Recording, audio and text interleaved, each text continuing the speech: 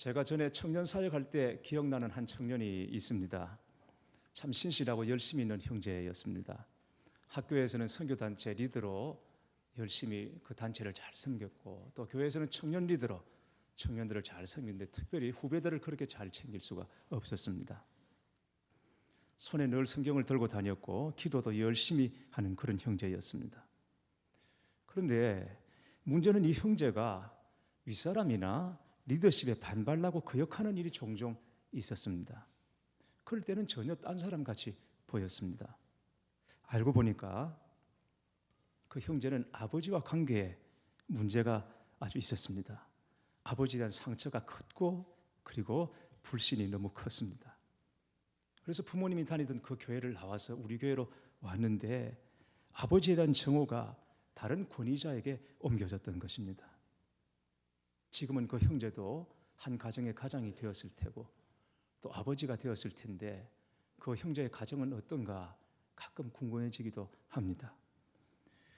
군대 생활할 때 바로 제 위 고참 하나가 참 골치 아픈 사람이었습니다. 얼마나 문제를 일으키는지 요주의 인물이었습니다. 늘 술을 먹고 죽겠다고 날뛰니까 그 사람에게는 실탄 지급이 금지가 되었습니다. 언제 무슨 일을 벌일지 모르니까 늘 지켜보아야 했습니다.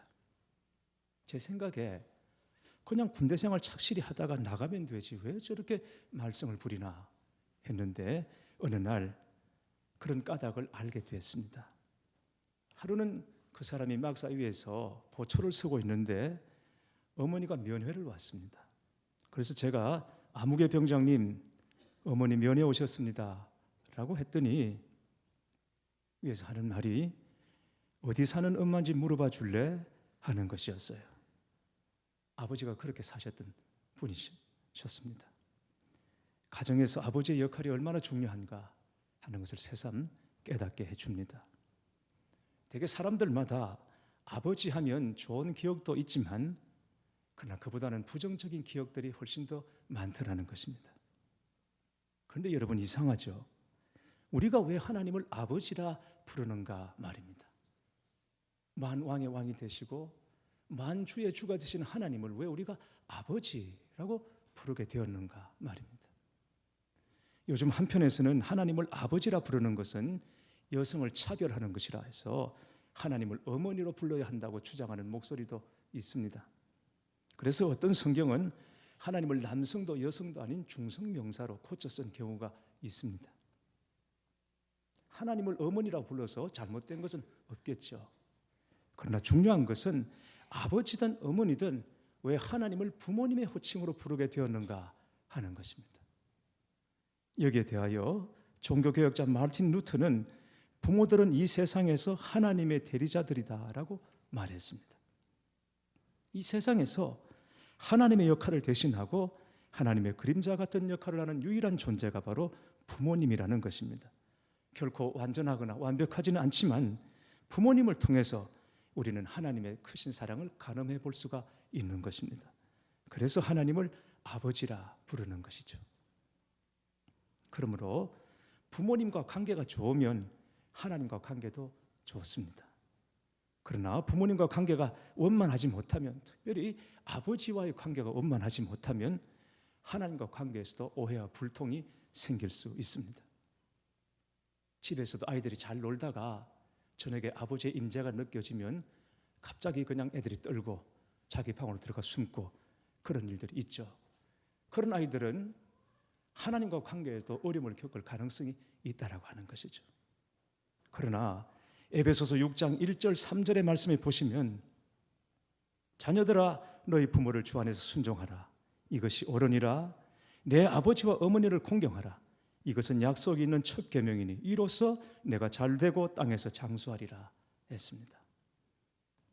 부모와 관계가 어떻든 좋든 나쁘든 간에 일단 부모에게 순종하고 공경하라 하는 것입니다. 주 안에서 하라고 말씀했습니다. 주 안에서 공경하고 주 안에서 순종하라 그랬습니다. 무슨 말입니까? 우리가 주님에 대해서 주님이라고 불렀으면 주님 이러니 저러니 말할 수 없는 것이죠. 주님에게는 예만 있는 것이고 아니요가 없습니다. 그래서 우리의 주님인 것입니다. 그것처럼 주 안에서 공경하고 주 안에서 순종하라. 주님 앞에 예만 있는 것처럼 부모님 앞에 그렇게 순종하고 공경하라 하는 것입니다. 그러면 우리가 부모님에게 그렇게 공경하고 순종하는 것이지만 실제로는 하나님에게 하는 것이 된다라고 말씀하는 것입니다. 반면에 부모님에게 불순종하는 것은 하나님을 대적하는 것이라고 말씀을 하는 것이죠. 디모데후서 3장 1절에서 2절 말씀을 보면 부모를 공경하지 않는 것이 종말의 징조라고, 마지막 때의 징조라고 말씀하고 있습니다. 너는 이것을 알라. 말세에 고통하는 때가 이르러 사람들이 자기를 사랑하며 돈을 사랑하며 자랑하며 교만하며 비방하며 부모를 거역하며 감사하지 아니하며 거룩하지 아니하며 라고 했습니다. 부모를 거역하는 것, 부모에게 불순종하는 것은 말세의 징조, 마지막 때의 징조라고 분명히 말씀하고 있습니다. 하나님은 부모 공경을 약속 있는 첫 계명이라고 말씀하셨습니다. 10계명 중에 부모 공경을 제5계명으로 삼으셨습니다. 제1계명에서 제4계명까지는 하나님과의 관계에서 지켜야 할 계명입니다. 그리고 제5계명부터 마지막 10계명까지는 사람과의 관계에서 지켜야 할 계명입니다. 그런데 사람과 지켜야 될 계명 5번째가 바로 부모를 공경하라 하는 것입니다. 인간사의 모든 근본이 바로 여기서부터 시작된다라는 얘기인 것이죠. 그렇게 하면 잘되고 장수한다. 그래서 약속 있는 첫 계명이라 말씀하시는 거죠. 부모 공경을 했는데 결국 복은 하나님이 주시는 것입니다. 그러므로 부모에게 효도하는 문제로 축복의 문이 닫혀지지 않게 되기를 주님의 이름으로 축복합니다. 오늘 본문은 방주에서 나온 노아의 아들들로부터 사람들이 온 땅에 퍼지게 되었다라는 얘기로 시작을 합니다.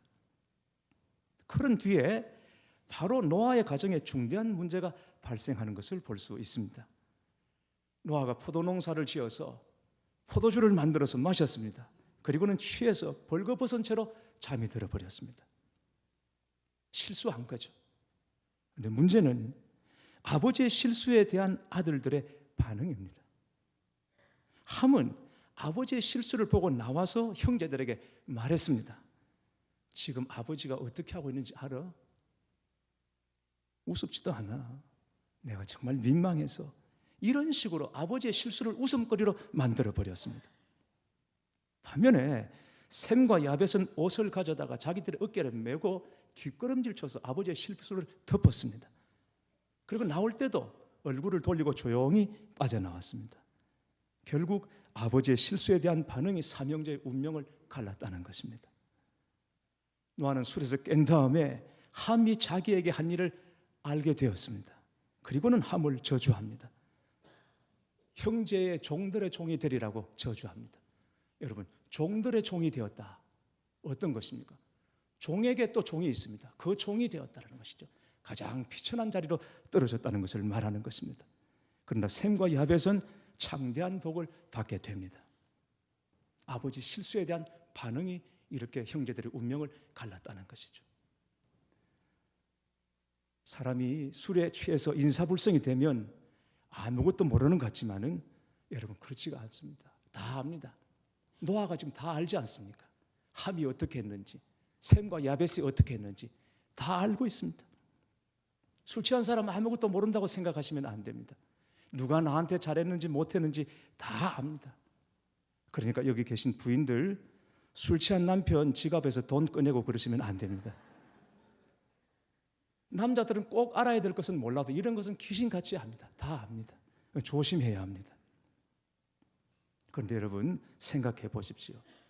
이 일은 사실 노아에게 문제의 단초가 있습니다. 노아가 실수한 겁니다. 술을 마셨습니다. 어느 정도껏 마셔야 될 텐데 마시고 만취하도록 마셨습니다. 그러면 단도리를 제대로 하고 잠을 자든지, 술은 만취가 됐죠. 옷은 벗었죠. 그리고는 그냥 널브러서 잔 거죠. 그런데 하나님은 아버지 노아의 실수보다도 자식들의 태도를 말씀하고 있다는 것이죠. 이 점을 여러분 주목해 보아야 합니다. 창세기 9장에 보면 노아는, 창세기 6장 9절에 보면 노아는 의인이요 당대의 완전한 자라고 했습니다. 하나님이 인정하시는 의인이었습니다. 사단에게 시험을 허락하실 정도로 하나님께서 노아를 믿으셨습니다. 그러나 그런 노아도 실수하고 주책을 보일 때가 있더라는 것입니다. 사람은 다 그렇습니다. 나이 들고 늙으면 이렇게 허점이 생기고 실수하고 허물을 보일 수밖에 없다는 것입니다. 그래서 하는 말이 20대 때는 세상을 바꾸려고 돌을 들었고 30대는 아내를 바꾸려고 눈을 치게 들였고 40대는 자식을 바꾸려고 매를 들였고 그러다가 50이 지나가고 나면 결국 바꿔야 될 사람은 나 자신인 것을 알고 모든 걸 내려놓았다고 하는 말이 있는 것처럼 사람이 나이 들고 늙으면 이렇게 됩니다. 실수하게 되고 허물이 생길 수밖에 없습니다. 지극히 연약한 한 인간이 되는 것이죠. 부모라는 존재가 그렇습니다. 연로해지면 더 연약하고 초라하고 허물이 많이 보입니다.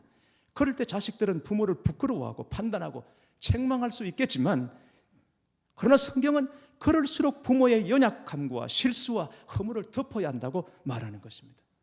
덮으면 복입니다. 드러내면 저주인 것입니다. 이게 오늘 우리에게 주시는 하나님의 말씀입니다. 베드로전서 4장 8절에 무엇보다도 뜨겁게 사랑할지니 사랑은 허다한 죄를 덮느니라 했습니다. 죄와 허물을 무엇으로 덮는다고 했습니까? 무엇으로 죄와 허물을 덮습니까? 담요로 덮습니까? 보자기로 덮습니까? 죄와 허물은 사랑으로 덮는 것입니다. 십자가의 사랑은 덮어주는 사랑인 것입니다. 가리워주는 사랑인 것입니다. 아담과 하와가 범죄하여 죽게 되었을 때 하나님께서는 가죽옷을 지어서 그들을 입히시고 그들의 허물을 가리워 주셨습니다. 덮어 주셨습니다. 죄와 허물로 죽게 된 우리를 위해서 예수님께서는 십자가 보혈을 흘려주시고 그 피로 우리를 덮어주시는 것입니다. 그래서 주님 앞에 우리가 나올 수 있게 되는 것입니다. 찬송가 544장에 울어도 못하니 눈물 많이 흘려도 겁을 없게 못하고 죄를 씻지 못하니라고 했습니다. 우리는 울어도 어떻게 할 수가 없어요. 운다고 해서 우리에게 두려움이 없어지는 것이 아닙니다. 운다고 해서 죄가 씻겨지는 것도 아닙니다. 그런데 주의 보혈로 우리를 덮어주시고 우리를 가리워 주셨기 때문에 우리는 주님 앞에서 웃을 수 있는 존재로 회복시켜 주신 줄 믿으시기 바랍니다. 이게 십자가 사랑입니다. 십자가 사랑은 다른 것이 아닙니다. 덮는 것입니다. 가리워 주시는 것입니다. 감추어 주시는 것입니다. 이 사랑이 가정 안에서 먼저 적용되어야 한다는 얘기인 것입니다. 어떤 어머니가 아들이 비행기 조종사인데 비행기를 타고 나가는 아들에게 편지를 적어 주었습니다. 쪽지 편지였습니다. 아들아, 비행기 탔다고 너무 높이 올라가지 마라. 항상 나지막하게 그리고 천천히 몰거라. 그렇게 쪽지를 적어 주었다고 합니다. 무식하고 무능해 보이는 것 같은 부모님, 옛날 사람 같은 부모님. 그러나 여러분, 그렇지 않습니다. 지금도 고속버스 터미널 같은 데 가면 연세 높은 어른들이 버려지곤 한다고 합니다. 그런데 그 노인들 대부분 자식들에 대해서는 함구무언합니다. 자식들 이름도 몰라요, 주소도 몰라요. 모르는 게 아니라 말을 안 하는 것입니다. 자식들에게 버림을 받으면서도 끝까지 자식들의 체면을 생각하는 것입니다. 무식해서 그렇습니까? 무능해서 그렇습니까? 그렇지 않습니다. 세상이 달라진 것이지 어른들이 무식한 것이 아니라고 하는 것입니다. 부모들이 연로해지면 판단도 분별도 없는 것 같지만 다 압니다. 다만 말을 안 할 뿐인 것입니다. 자식들 머리 위에 여전히 계시다는 것을 여러분 아셔야 합니다. 작가 이철환이 자신의 자전적인 에세이 행복한 고물상에 우리들의 지붕 아버지라는 짧은 이야기를 썼습니다. 내용이 이렇습니다. 어느 여름 산동네 단칸방에 지붕이 무너질 듯이 폭우가 쏟아졌습니다. 그러더니 천장에서 비가 줄줄 새는 것입니다. 그냥 흘러내리는 것입니다. 어머니는 빗물이 떨어지는 곳에 양동이를 받쳐 놓았습니다. 고물상을 하는 아버지는 속이 상해서 그냥 밖으로 나가버렸습니다. 그런데 밤이 깊어도 아버지가 돌아오지를 않습니다. 그래서 하는 수 없이 가족들이 아버지를 찾으러 바깥으로 나갔습니다. 아무리 온 동네를 돌아다녀도 아버지가 보이지를 않는 것입니다. 그런데 돌아오는 길에 지붕에 시커먼 물체가 보이는 것입니다. 다가가 보니까 아버지가 맨발로 깨어진 지붕 위에 올라가서 우산을 받치고 밤새 그 빗물을 맞고 있었던 것입니다. 아버지라는 존재는 그렇게 살가운 존재는 아닐지라도 그러나 알고 보면 이렇게 가족을 지키는 울타리와 같은 것입니다. 버팀목과 같은 것이죠. 우리가 모르는 아버지의 모습이 있다는 것을 여러분 아셔야 합니다. 부모님이라는 말이 나오면 사실은 우리가 다 죄인일 수밖에 없습니다. 저도 그렇습니다. 그럼에도 불구하고 부모를 공경하라는 말씀을 우리 가슴에 다시 새기고 이 말씀에 순종해야 합니다. 왜냐하면 이게 바로 가정 행복의 비결이기 때문에 그렇습니다. 부모님은 축복의 수로입니다. 수로를 열어야 물이 흘러 들어올 수가 있는 것입니다. 그러나 아무리 축복을 주시려고 해도 수로를 막아 놓으면 물이 흐를 수가 없습니다. 이 수로 역할을 하시는 분이 바로 우리 부모님이라는 것이죠. 그래서 부모님과의 관계가 회복되고 부모님을 사랑하고 존경하고 섬길 때 이 축복의 수로가 열려져서 부모님에게 우리가 효도하고 부모님을 섬겼는데 결국 복은 하나님께서 주시는 것이 된다는 것이죠. 믿으시기를 축복합니다. 다윗은 하나님의 복을 받은 사람입니다. 그의 가문 대대로 복을 받았습니다. 하나님은 이스라엘을 심판하셔도 다윗에게 하신 약속은 철저하게 지키셨습니다. 그의 왕위를 대대로 이어가시겠다고 하신 약속을 지켰습니다. 왜 그렇게 하셨는지 아십니까? 사무엘상 22장 1절에서 4절 말씀을 보면 다윗이 사울에게 쫓겨서 추격을 받는 중에 사방으로 도망다니던 때 이야기가 기록이 되어 있습니다. 마침 사울은 그때 아둘람 굴에 숨어 있었습니다. 그런데 그가 피신해 있는 바로 그 현장에 그의 부모도 함께 있더라는 것입니다.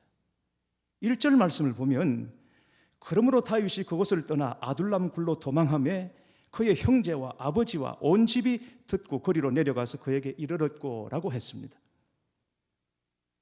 여러분, 필리핀의 독재자 마르코스가 필리핀을 탈출해서 하와이로 도망갈 때 그가 망명 갈 때 있는 돈 없는 돈 다 챙겨서 도망갔습니다. 다 끌어모아서 갔습니다. 그러나 고향에 있던 자기 노모를 모셔가지는 않았습니다. 마르코스의 노모는 쓸쓸하게 아들을 기다리다가 끝내 혼자서 세상을 떠나고 말았습니다. 루마니아 독재자 차우세스쿠도 그가 부하를 챙겼습니다. 그러나 자신의 노모를 버려둔 채 도망가다가 부하의 총에 맞아 비참하게 죽고 말았습니다. 이 세상 어느 누구도 자기 목숨이 경각에 달려 허겁지겁 도망가는 순간에 부모를 챙겼다는 얘기를 저는 들어보지 못했습니다. 그러나 다윗은 달랐습니다. 부모를 모시고 함께 피신 간 것만이 아닙니다. 3절 말씀을 보면 다윗이 거기서 모압 미스베로 가서 모압 왕에게 이르되 하나님이 나를 위하여 어떻게 하실지를 내가 알기까지 나의 부모가 나와서 당신들과 함께 있게 하기를 청하나이다 했습니다. 무슨 얘기입니까, 여러분? 여러분 아시는 것처럼 이스라엘 사람들은 이방인을 개, 돼지, 짐승으로 취급했어요. 사람으로 여기지를 않았어요. 다윗 역시 이스라엘 사람이에요. 그러니까 그 역시 이방인들을 개, 돼지, 짐승으로 여겼다는 것입니다. 그런데 그런 다윗이 이방 모압 왕 앞에서 무릎을 꿇고 빌었습니다. 그 앞에 무릎을 꿇었습니다.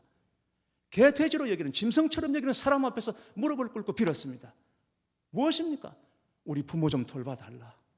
하나님께서 나를 어떻게 인도하시기 알기까지 우리 부모 좀 부탁한다고. 우리 부모를 내 대신 좀 돌봐달라고. 잠시만 우리 부모 맡아달라고. 사람같이 여기지 않은 그 사람 앞에서 무릎을 꿇고 빌었다는 것입니다. 이게 다윗의 모습인 것입니다. 그러나 여러분, 사실 다윗만큼 부모로부터 상처받은 사람이 없습니다. 그는 어릴 때부터 부모의 인정을 받지 못했습니다. 거의 버려진 아이처럼 엎동이처럼 자란 사람이 다윗입니다. 어느 날 하나님께서 사무엘 선지자에게 이새의 집으로 보내서 그 아들 중에 왕으로 기름을 부으라 명령하셔서 이새의 집에 찾아왔습니다. 그래서 이새가 아들을 차례대로 다 선보였습니다. 그러나 그 중에는 하나님께서 기름 부음 받은 아들이 없었습니다. 더 없냐? 자식이 더 없냐? 그랬을 때 그때 이새가 뭐라고 말합니까? 하나 막내가 있는데 지금 양치고 있는데 걔는 볼 필요가 없다고. 걔는 그냥 보나만 하고 헛수고하지 마시라고 사무엘 선지자에게 그렇게 말할 정도였습니다. 여러분, 이렇게 말하는 아버지가 어디 있습니까? 더 없냐? 그러면 자식이 없더라도 친척들 중에 누구라도 데리고 와서 선을 보여야 맞는 거 아니겠습니까? 근데 친자식입니다. 양치고 있는데 걔는 볼 필요 없다라고 말할 정도로 이 아들에 대해서는 인정도 기대도 하지 않았고 사랑도 쏟지 않았다는 것이죠. 그렇게 자란 사람이 다윗입니다. 그런 아버지 어머니 때문에 아버지가 저에게 해주신 게 뭐예요? 낳았다고 다 부모예요? 이렇게 따지고 원망하지 않았다는 것입니다. 오히려 자기 목숨이 위태할 때에도 부모를 먼저 지켰습니다. 하나님께서 다윗의 이 중심을 보시고 그를 축복하신 것입니다. 그와 하신 약속을 굳게 지켜주신 것입니다. 믿으시기를 축원합니다. 어느 성도님은 아버지가 87세임에도 아주 건강하셨는데 82세인 어머니가 쓰러지면서 그날 충격을 받아서 아버지도 같이 쓰러지고는 두 분이 같이 병원에 입원을 하게 됐습니다. 건강했던 부모님이 병원 침대에 힘없이 누워 계신 모습을 보면서 생각을 했습니다. 왜 사람은 늙으면 이렇게 아픈 것일까? 왜 늙으면 치매까지 걸릴까? 왜 무릎도 약하게 되고 눈도 안 보이게 되고 귀도 안 들리고 손도 힘이 없고 허리도 힘이 없어질까? 왜 늙으면 약해질까?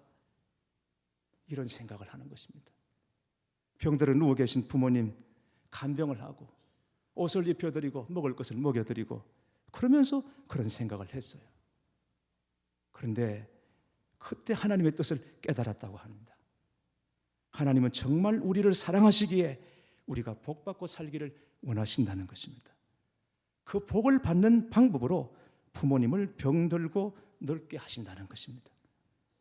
대부분 자녀들은 사느라고 바빠서 혹은 경제적인 이유로 아니면 이런저런 이유 때문에 부모님을 잘 모시지를 못하죠. 그래서 부모님에 대해서 섭섭한 마음을 가지고 있다가 때로는 불쌍해지고 동정하는 마음이 생기기도 합니다. 그리고 마지막에는 부모님을 모시기도 하죠.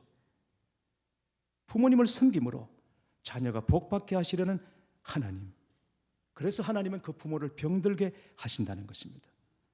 부모를 공경하면 하나님은 약속대로 복을 주십니다. 이 성도님이 그걸 깨닫고는 얼마나 울었는지 모른다고 해요. 부모님은 그 연약한 부모님 거동 못해서 먹여주어야 하고 옷을 입혀주어야 하고 돌봐드려야 하는 그 부모님을 보면서 부모님은 자녀가 잘 되기를 바라면서 끝까지 이렇게 몸으로도 희생하시는구나 하는 생각을 하면서 한없이 울었다고 합니다. 그러면서 동시에 깨달아지는 것이 하나님이 우리 주변에 연약한 지체들을 붙여주신 것도 그들을 돌보아 줌으로써 하나님의 복을 받게 하려는 뜻이 있다는 것을 깨닫고는 교회에서 주변에 연약한 지들을 섬기고 돕는 일에 어쨌든 나름대로 최선을 다하려고 애를 썼다는 얘기 들었습니다. 그렇습니다. 교회 여러분, 오늘 이 말씀이 단지 우리 육신의 부모에 한정하여 주시는 말씀은 아니라고 저는 믿습니다. 우리 육신의 부모는 물론이고 우리 가족은 물론이고 우리에게는 또 다른 가족이 있습니다. 주 안에서 한 가족된 성도들입니다. 며칠 전에 우리가 새벽에 보았던 디모데전서 5장 1절에서 2절 말씀은 이렇게 말씀하고 있습니다. 늙은이를 꾸짖지 말고 권하되 아버지에게 하듯하며 젊은이에게는 형제에게 하듯하고 늙은 여자에게는 어머니에게 하듯하며 젊은 여자에게는 온전히 깨끗함으로 자매에게 하듯하라 라고 말합니다. 늙은이를 꾸짖지 말라. 여러분, 우리가 악한 것이 늙은이를 꾸짖는다는 것이죠. 바울이 디모데에게 말씀을 전하던 이때에도 그랬고 지금도 젊은이들은 늙은이를 꾸짖는 것입니다. 좀 가만히 있지, 모르시면 좀 가만히 있지. 교회에서도 연세 높으신 어른들, 앞서 교회를 섬겨왔던 분들 이제는 연로하시면 좀 그냥 가만히 좀 계시지. 아유 참, 이런 식의 반응을 한다는 것입니다. 그러나 분명히 성경은 말하고 있습니다. 늙은이를 꾸짖지 마라. 아버지로 대하라. 젊은이들을 형제로 대하라. 늙은 여자를 어머니로 대하라. 그리고 젊은 여자를 자매로 대하라. 한 형제 자매, 부모 형제로 여기라는 것입니다. 그렇게 대하라는 것입니다. 그렇게 해야 그분들을 통해서 우리가 하나님의 복을 받게 된다라고 성경은 말씀하고 있습니다. 우리 육신의 부모, 육신의 가족일 뿐 아니라 교회 안에서 부모 형제된 우리 성도들을 섬기는 것이 결국은 축복의 수로를 여는 것임을 믿으시기를 축복합니다. 특별히 연세 높으신 어르신들, 우리 부모님으로 생각하고 마땅히 존경하고 존중하고 섬기고 우리가 받들어야 합니다. 왜? 하나님께서 우리 안에 축복의 수로로 우리에게 주신 하나님의 선물이기 때문에 그렇습니다. 수로가 막히면 다시 말씀드려도 아무리 하나님께서 복을 주시려고 해도 복이 들어올 수가 없습니다. 수로가 열려야 하나님께서 주시는 대로 우리 가정으로, 내 안으로 복이 흘러 들어오게 되는 것입니다. 여러분, 가정에서도 가족 간에 특별히 부모와의 관계에 막힌 것이 있다면 믿음으로, 은혜로 뚫으시기를 바라고, 교회 안에서도 그런 일이 있다면, 막힌 것이 있다면, 묶인 것이 있다면 주의 은혜로, 십자가의 사랑으로 뚫으시고 풀어내시기를 주님의 이름으로 축원합니다. 그래야 하나님께서 복 주실 수 있습니다. 막히고 묶인 모든 것들이 다 뚫어지고 풀어져서 하나님께서 주시는 은혜가 여러분 가정 안에 흘러 넘치시기를 주님의 이름으로 축원합니다.